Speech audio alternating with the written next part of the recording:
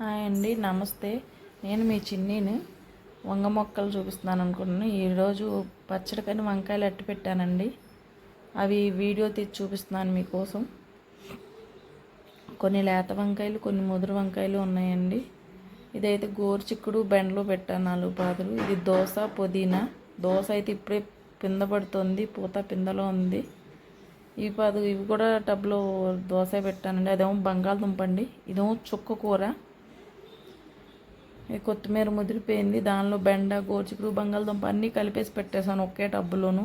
ఈ చిన్న చిన్న డబ్బాల్లో అయితే ఇది గోంగూర అండి. చిన్న చిన్న డబ్బాల్లో కొత్తిమీర వేసాను, ఇంకా మొలక రాలేదు. ఈ టబ్బులోనేమో పాలకూర ముదిరింది, గింజలు వస్తున్నాయని చెప్పి ఉంచాను. మళ్ళీ ఇత్తనానికి పనికి వస్తాయని సొర మొక్కలు పెట్టాను, 2 పాకుకు వచ్చినాయి ఇప్పుడేను. ఇది బొబ్బర్లండి, పేను పట్టింది బాగాను, అందుకే దీనికి కాస్త అంత బూడి చల్లాను.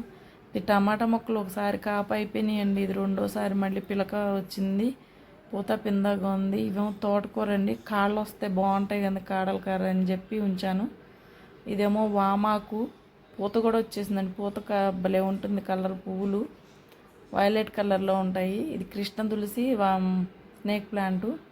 ఇదేమో తీగ బచ్చలండి, ఒక ట్రిప్ ముదిరిపోతే కట్ చేశాను, మళ్ళీ చిగురు వస్తుంది.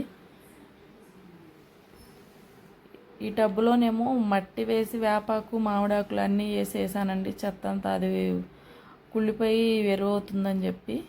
దీనిలో దోస మొక్కలు మొలిసినాయి 2, అది కాపుకొస్తుంది. ఇదేమో నల్లేరండి, అక్కడక్కడ డబ్బాల్లో గుచ్చాను, అదే పాకుతుందని చెప్పి. నల్లేరు తింటే చాలా మంచిది కదండి, మెడిసిన్గా ఉపయోగపడుతుందని. ఈ టబ్లోనేమో సొర మొక్కలు, తోటకూర, బెండలో వేసాను. ఒక చిన్న మల్లి మొక్క పెట్టానండి, అది 10-15 మొక్కలు వచ్చింది. బిళ్ళగన్నేరండి, దానిలోనే అన్నీ కలిపి ఒకే దానిలో పెట్టేశాను. ఇదేమో నల్లేరు మొక్క అండి. ఇదేమో సిలోనా బచ్చలి. ఇది తింటే మోకాళ్ళలో గుజ్జు వస్తుందంటారు. పెసరపప్పులో వేసి వండుకుంటే చాలా బాగుంటుంది. కొన్ని టమాటాలు వచ్చినాయండి. ఇదిగో వంకాయలు అయితే కోస్తున్నాను. 1 కేజీ వంకాయలు అయితే వచ్చినాయండి. నేను కూరగాయలన్నీ అయితే ఒకేసారి హార్వెస్ట్ చేయనండి. ఏ రోజు కావాల్సిన ఆ రోజు. ఆకుకూరలు కూడా అలాగే తీసుకుంటాను. మా ఛానల్ నచ్చినట్టయితే సబ్స్క్రైబ్ చేసుకోండి, లైక్ చేయండి, కామెంట్ చేయండి.